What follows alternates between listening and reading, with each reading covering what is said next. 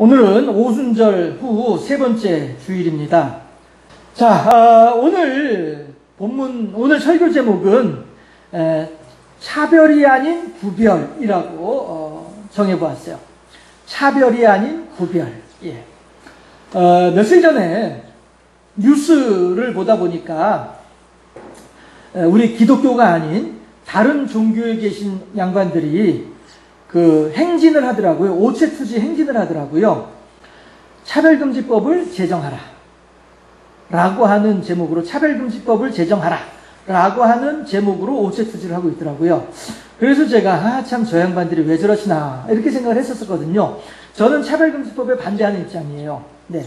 왜 저러시나 생각을 했는데 마침 이번 주 우리들이 함께 읽어보고 생각해봐야 될 성경 본문이 이 본문이더라고요. 그래서 제가 차별이 아닌 구별입니다 라고 하는 제목으로 함께 하나님의 말씀을 생각해보고자 하는 것입니다. 예.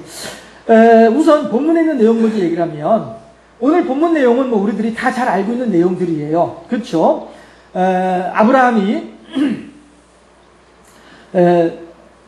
본토 친척 아비집을 떠나서 가나안으로 왔어요. 그런데 가나안에 왔음에도 불구하고 아직까지도 떠나지 못한 것이 하나가 있었죠. 뭐였냐면은 조카, 친척을 떠나지 못했어요. 그래서 조카도 재산이 많아지고 아브라함도 재산이 많아지고 하다 보니 아브라함이 조카 롯에게 야 조카야 너도 재산이 많고 그러니까 양들이 많고 나도 양들이 많다.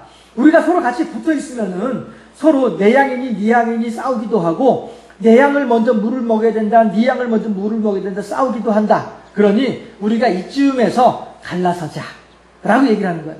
그러니까 아브라함은 하나님께서 본토와 친척과 아비집을 떠나라고 했는데 본토도 떠났고 아비집도 떠났음에도 불구하고 친척을 못 떠났어요.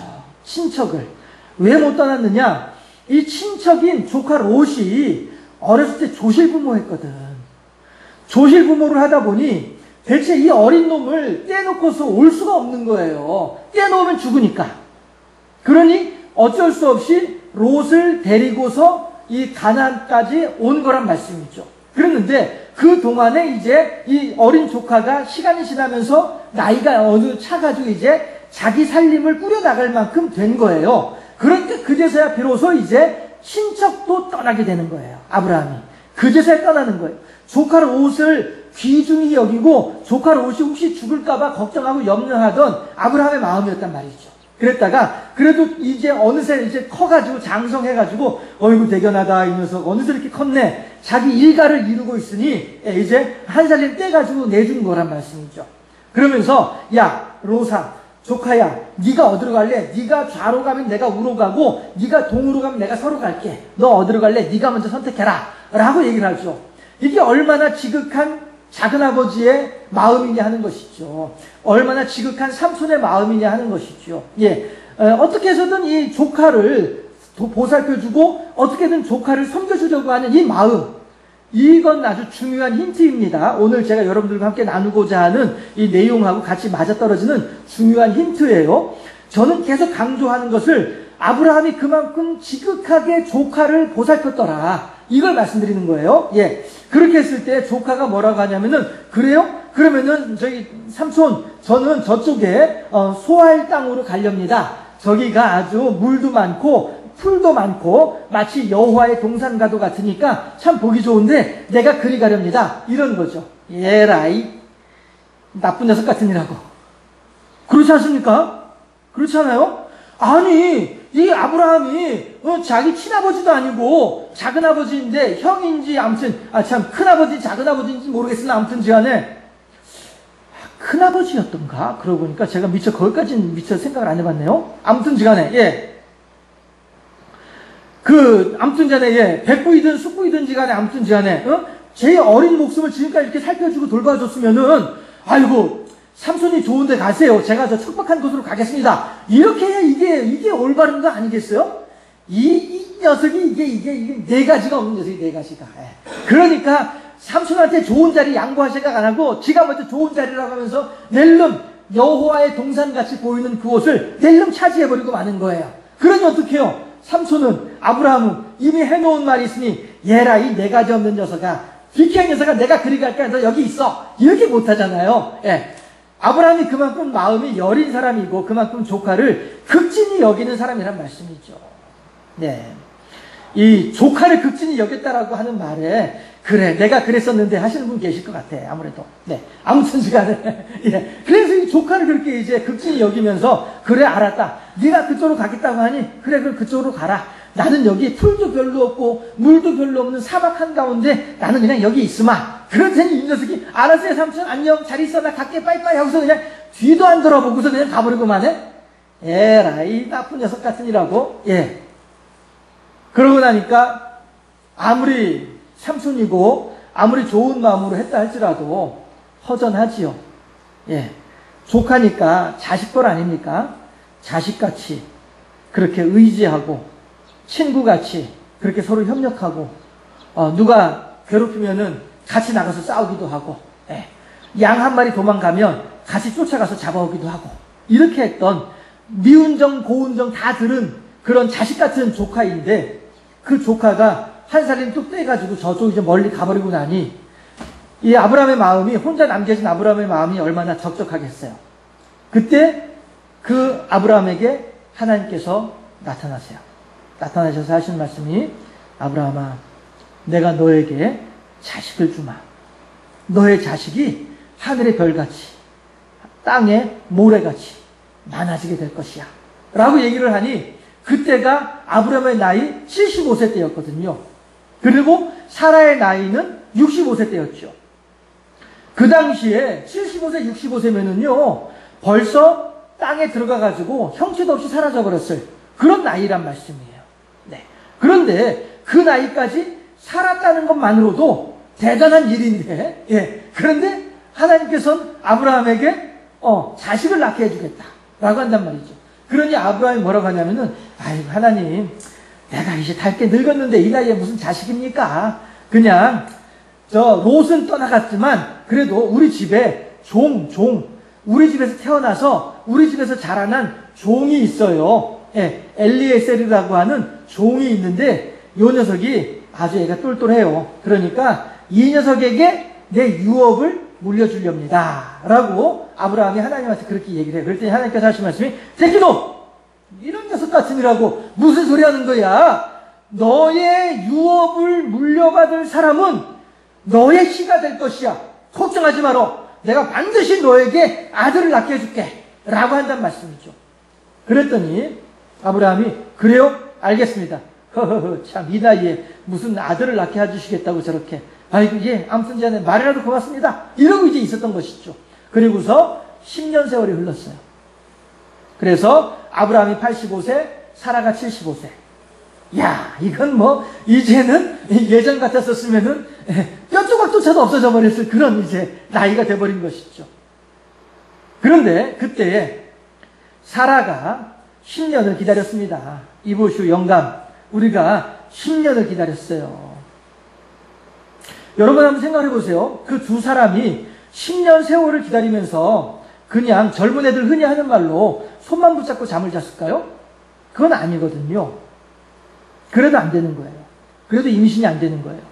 10년 세월을 노력을 했어요. 물론 그 세월이 있기 이전에도 결혼하자마자부터 85세가 될 때까지 그 두 사람은 참 많은 자식을 소망하면서 많은 시간들을 그렇게 같이 지냈을 거예요. 안 된단 말이죠. 안 되니 사라가 아브라함에게 얘기를 합니다. 영감, 우리 이만큼 기다렸는데도 안 되니까 안 되는 겁니다. 다행히 영감에게는 아직 능력이 있으니 내가 우리 종 중에 젊은 여자아이가 있어. 얘가 보니까 이게 옛날 어른들 하시는 말씀으로 방댕이가 빵빵한 게 애를 쑥쑥 잘 낳을 것 같아. 옛날 어른들 표현하신 대로 하면요. 예.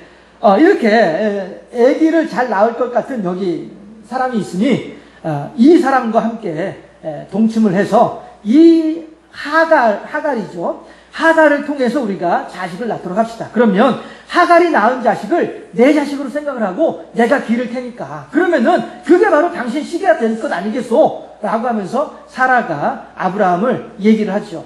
그랬더니 본래 그 두 여자의 말을 잘 들으면 가는 길이 평안합니다. 그렇게 얘기들 하잖아요. 그렇죠? 집에서는 집에 있는 여자, 차에서는 차 안에서 있는 여자. 그래서 두 여자의 말만 잘 들으면 가는 길이 평안하다고 하잖아요. 아브라함이 그럽시다 그러면 이렇게 하고서 이제 하갈과 더불어서 아들을 낳은 거예요. 그 아들이 이스마엘이고 그때가 아브라함의 나이 86세 때였단 말이죠. 와, 인간 승리. 86세에 아들을 낳았어. 인간 승리. 다시 한번 생각해 보시죠. 아직 86세 안 되셨잖아. 아무튼 전에. 이러고서 이제 있는데, 그러고서 세월이 흘렀어요. 그리고 99세가 됐을 때, 다시, 사라가 89세가 되고, 다시 하나님께서 나타나셔가지고, 야, 너 내년 이맘때쯤에 아들을 낳게 될 것이야. 라고 얘기를 한단 말이죠. 정말?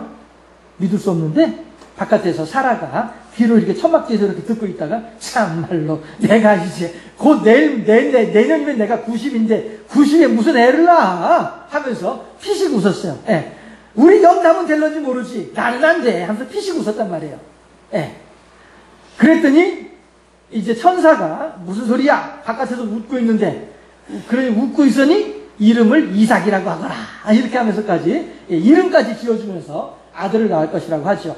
그랬더니, 사라하고 아브라함하고 다시 또 열심히 하나님의 말씀을 들었으니 소망을 가지고서 같이 또 이제 잠자리를 하는 거예요. 그랬더니 웬걸 정말로 이 89세의 노인네가 경수가 나오면서 임신이 되버리고 만 거예요. 그래서 아브라함 100세 때 사라 90세 때 아들을 낳았죠. 그 아들이 누구예요? 이삭이 되는 것이죠. 자, 그런데 문제는 어떻게 생기냐면은 하나님께서 아브라함에게 하신 말씀이 뭐예요? 너의 유업을 물려받을 자라고 했죠. 유업을 물려받을 자. 유업이 무슨 말이에요? 요즘 말로 다시 말하면은 유산이에요, 유산. 재산 상속받는 거예요.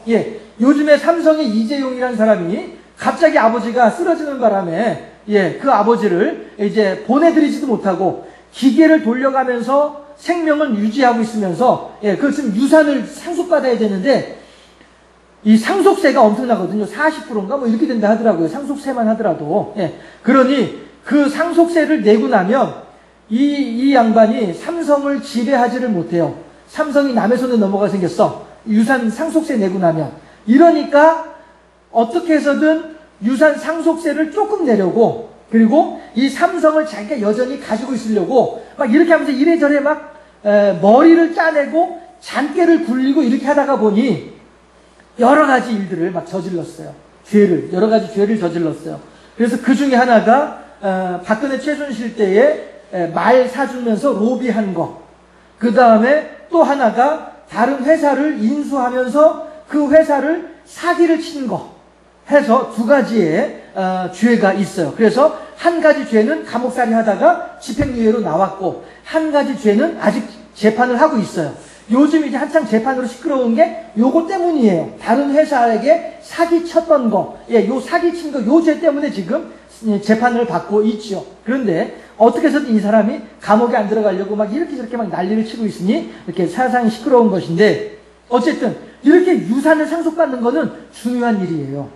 더군다나 믿음의 유산, 하나님의 영적인 유산을 물려받을 때에는 이것을 누군가와 나눌 수는 없다는 것이죠. 예전에 왜 한창 저 어렸을 때에 그 동네에 그런 아저씨들 계셨어요. 목사님이나 누가 이렇게 가가지고, 아이고 선생님 교회 좀 나오시죠? 그러면은 난 안 나가도 돼요. 왜 그러세요? 난 안 나가도 천국 갈 수 있어요. 아니 무슨 말씀이세요? 내 마누라 치마꼬리에 붙잡고 있으면 난 천국 가요. 이렇게 말씀하시는 분이 실제로 저 어렸을 때도 있었어요. 그렇게 말씀하시는 양반이. 그러나 그것이 얼마나 어리석은 일이에요. 그렇죠? 믿음의 유업을 물려받는다는 것은 나만이 물려받을 수 있는 것이고, 이 믿음의 유업이라고 하는 것은 나눠 가질 수 없는 거예요. 지금 아브라함 집안에서 단지 재산 싸움하고 있다. 그래서 재산 싸움하기 때문에 사라와 이삭, 하갈과 이스마엘이 재산 싸움하고 있다라고 생각하면은 아니에요. 이것은 단지 재산 싸움의 문제가 아니고 하나님의 영적인 유산이에요. 하나님의 영적인 유업을 두고서 지금 서로 간에 갈등하고 있는 거란 말씀이죠. 이것은 오늘 우리들에게 주는 하나님의 말씀하심이에요. 그래서 아브라함은 여기서 이제 고민을 하는 거예요. 둘 중에 하나만을 선택할 수밖에 없는 거거든요. 둘 중에 하나만을 선택해야 돼요. 둘 다를 선택할 수는 없는 거란 말씀이죠. 이러니 아브라함은 생각을 해보세요. 제가 계속 조카 롯을 어떻게 돌봤는지에 대해서 말씀드렸잖아요. 예, 아브라함은 지금 이스마엘도 그렇고 이삭도 그렇고 너무나도 소중한 내 아들들이에요. 예, 이스마엘은 더군다나 그 이삭이 태어나던 당시에 이스마엘의 나이는 16살, 17살이잖아요. 그렇죠? 예, 이만큼 16년, 17년 동안 낳은 정에다 기른 정까지 있는 게 이스마엘이에요. 그리고 또 인간적으로 생각을 해볼 때에도 나이 많아 늙은 사라보다는 그래도 젊은 하갈이 사람의 마음으로는 나이 많아 늙은 사라보다는 젊은 하갈에게 더 많은 마음이 가는 것이 아브라함의 마음이었을 거란 말씀이죠. 미루어 짐작컨대. 이렇다고 한다면 아브라함은 그래도 이제가 태어나가지고 꼬물꼬물꼬물하고 있는 이 이삭이 너무나도 이쁜 거예요. 더군다나 내 그러니까 정부인, 첩이 아닌, 소실이 아닌 정부인에게서 난 자식이기 때문에 호적에도 내 적자로 올라갈 아들이 이삭이란 말이죠. 꼬물꼬물한 게 얼마나 귀엽고 사랑스러운지 몰라요. 이거는 하갈을 통해서 이스마엘을 얻었을 때보다도 더 큰 기쁨이에요. 왜냐하면 하나님께서 하신 말씀이 100% 이루어졌잖아요. 이 하갈을 통해서 낳은 이스마엘은 하나님께서 하신 말씀이 50%만 이루어진 거예요. 비교를 하자면. 그러나 이삭은 하나님께서 하신 말씀에 100%가 이루어진 아들이 이삭이란 말이죠.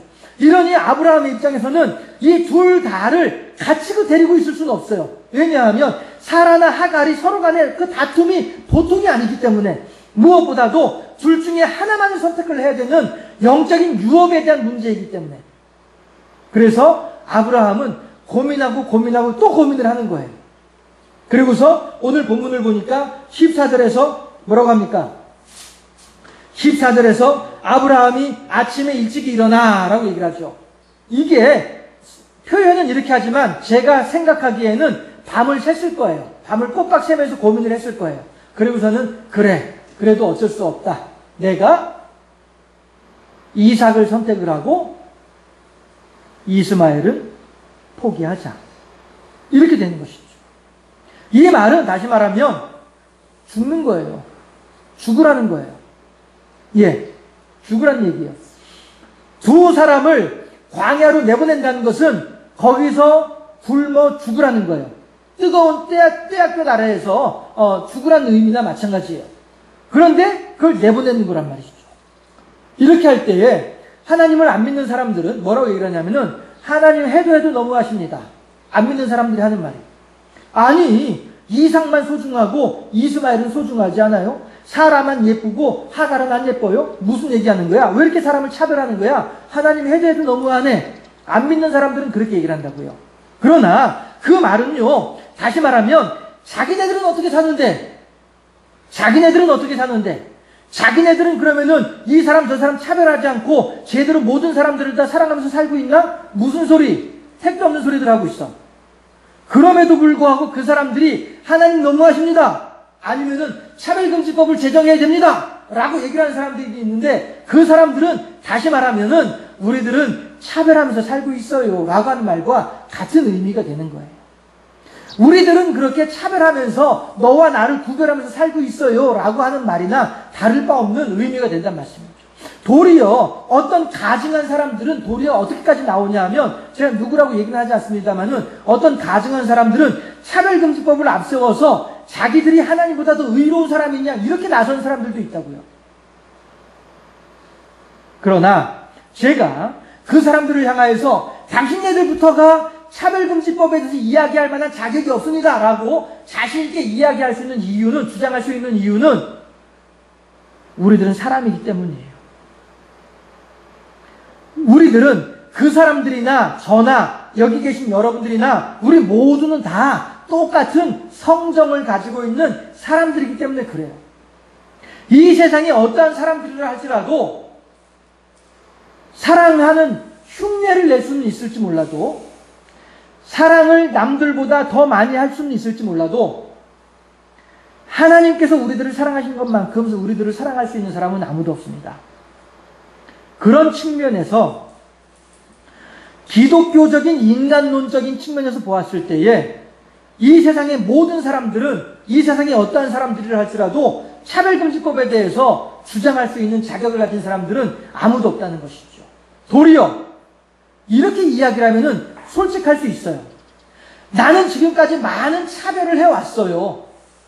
그래서 이제 내가 법에 기대어서라도 차별을 하지 않을 수 있으면 좋겠어요. 라고 고백을 한다면은 그 말은 도리어 그래 솔직하구나 라고 인정해 줄 수 있을 것 같아요. 그런데 우리들이 차별금지법을 제정해야 됩니다. 우리들은 차별하면 안 됩니다. 차별금지법을 제정해야 됩니다. 라고 주장하는 사람들, 그 사람들한테 찾아가서 그 사람들의 살아가는 모습을 가만히 살펴보면 아니 안 봐도 뻔해요. 기독교적인 인간론의 측면에서 보게 되면 그 사람들은 다 똑같은 사람들이에요. 다만 어느 목사님이 교도소에 면회 가가지고 그 교도소에 구금되어 있는 교인을 향해서 그렇게 말을 하더라고요. 우리들은 모두가 다 죄인입니다. 다만 교도소 안에 있는 죄인과 교도소 밖에 있는 죄인이 다를 뿐입니다. 라고 얘기를 하더라고요. 맞는 말씀이라고 생각해요. 모든 사람들은 다 하나님 보시기에 다 죄인이에요. 다만 어떤 사람들은 판사에 의해서 땅땅땅 해서 그 안에 들어가 있을 뿐이고 어떤 사람들은 다만 다행스럽게 판사가 나를 아직 못 보아서 내가 그 안에 들어가 있지 않은 이런 모습일 수밖에 없는 것이죠. 그런 측면에서 보았을 때에 차별금지법이라고 하는 것은 하나님께서 이미 차별하지 말라라고 말씀을 하고 계세요. 굳이 차별금지법이라고 하는 법으로 제정을 해서 우리들을 강제하지 않더라도 우리들은 날마다 양심의 찔림을 가지고 하나님께 괴로워하고 있다고요. 하나님, 제가 오늘도 하나님께 죄를 범했습니다. 제가 오늘도 하나님 말씀대로 살지 못했습니다. 제가 오늘도 하나님께서 원하시는 대로 그들을 사랑하지를 못했습니다. 원수조차도 사랑하라고 말씀하셨음에도 불구하고 제가 아직 사람이 덜 돼서 제가 아직 희망이 부족해서 제가 아직 하나님을 향한 사랑이 부족해서 제 원수를 사랑하지 못하고 있네요. 하나님, 오늘도 제가 죄송합니다. 우리들은 날마다 하나님 앞에 죄인일 수밖에 없는 존재들이란 말씀이죠. 그런데 여기에다가 법이라고 한 이름으로, 차별금지 법이라고 한 이름으로 떡하니 우리들 앞에 내세워가지고 우리들을 올가매려고 한다면은 어느 누가 과연 너희 가운데 죄 없는 자가 돌을 먼저 치라고 하셨던 예수님의 말씀처럼 어느 누가 그럴 만한 자격을 갖추고 있겠냐라고 하는 것입니다. 그런 측면에서 차별금지는 우리들이 신앙인으로서 실천해야만 할 목적이고 실천해야만 할 과제예요. 차별금지는. 이것을 법으로 제한해 놓게 되면 도리어 그것으로 말미암아 또 다른 차별이 생기더라라고 하는 사실입니다.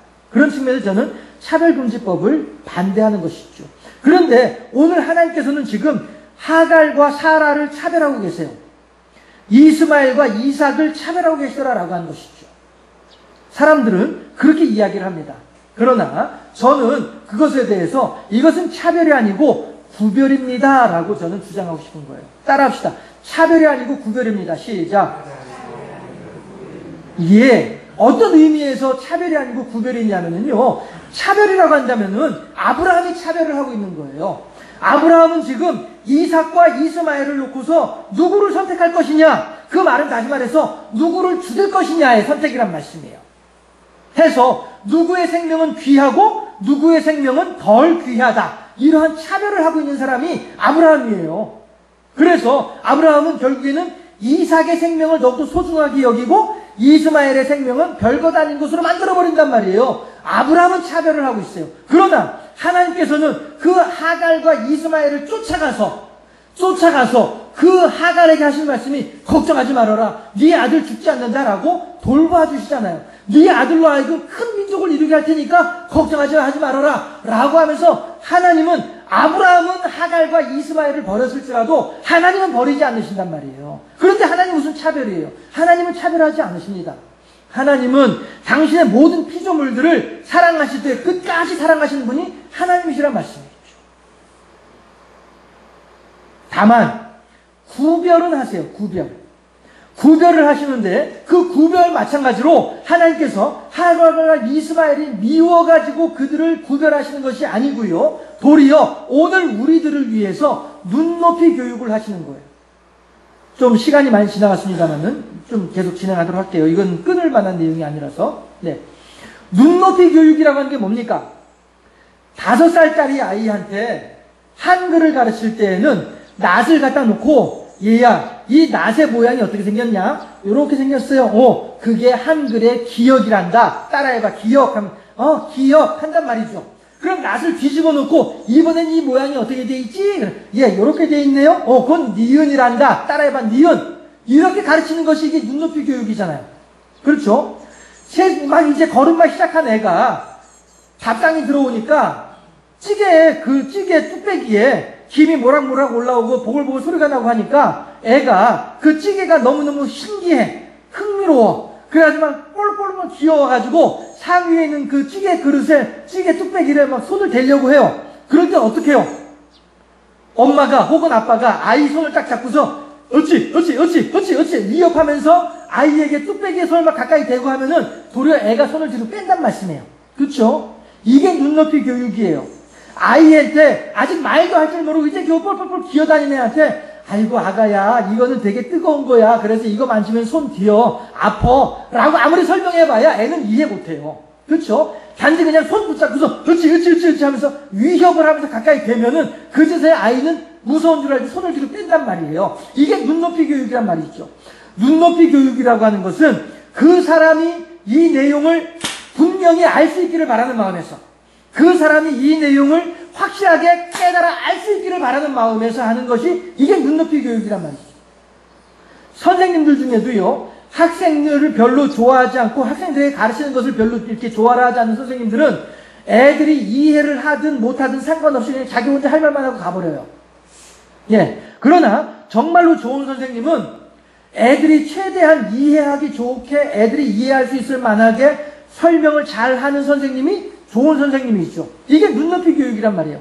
내가 아무리 높은 학식이 있고 내가 아무리 많이 배웠고 이것을 내가 아무리 잘 알더라도 이것을 아이들이 정확하게 깨달아 알 수 있도록 그렇게 설명을 잘 해주어야만이 이것이 좋은 선생이지, 많이 배웠어도 아이들이 이해하지 못하고 자기들끼리 하는 말로 얘기를 하고서 그냥 알았지 하고서 그냥 가버리면은 애들은 무슨 말 하는지 하나도 이해도 못하고 말이죠. 이건 좋은 교육이 아니란 말씀이에요.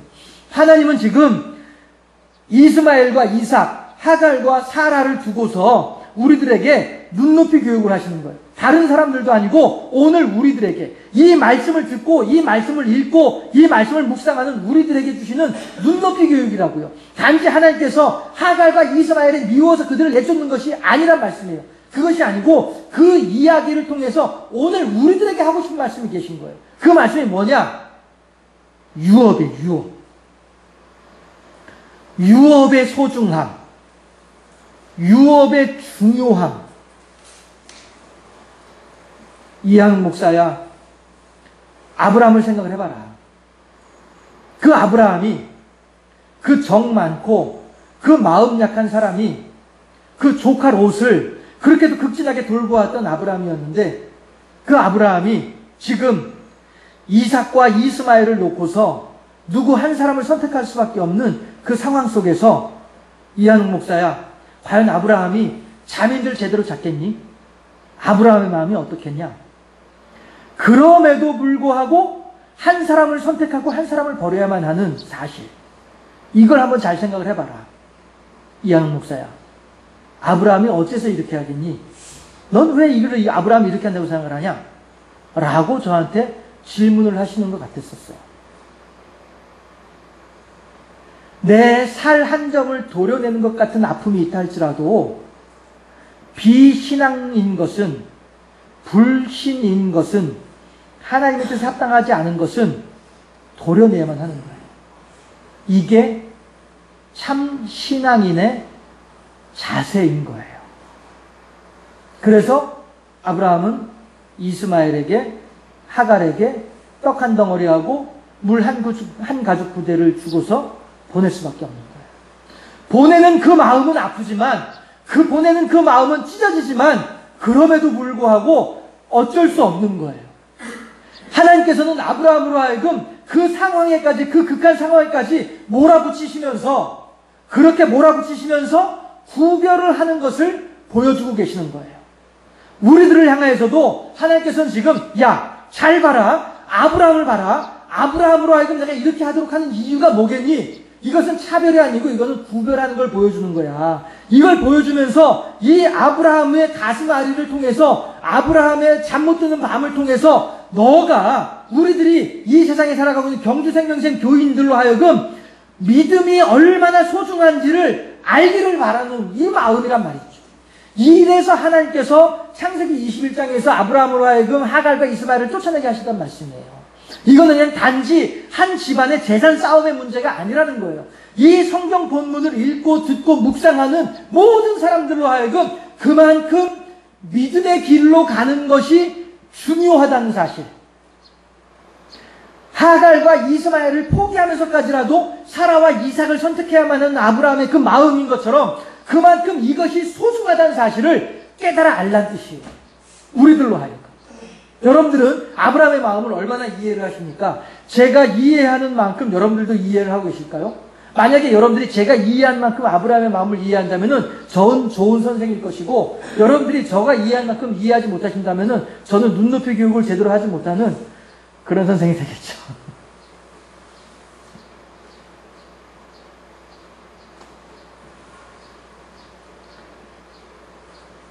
하나님께서는 사람이 저지른 범죄의 결과인 하갈과 이스마엘조차도 끝까지 쫓아다니면서 그들을 살펴주고 돌봐주신 분이 하나님이세요. 하나님을 차별한다라고 욕할 수 있는 사람은 아무도 없습니다.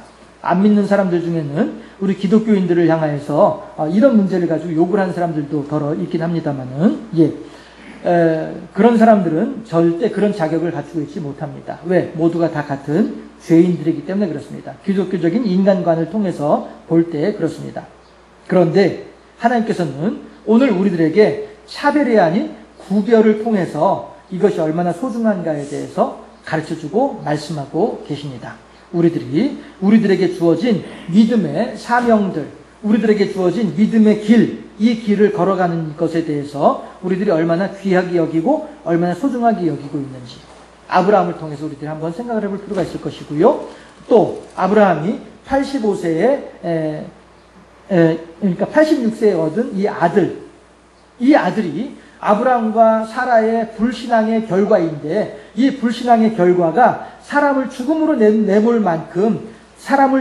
내몰아야 할 만큼 이렇게 엄청난 결과를 낳고 있구나 하는 사실을 우리들이 마음에 깊이 새기면서 우리들의 믿음의 길에 있어서는 어떠한 불신앙의 결과도 하나도 없을 수는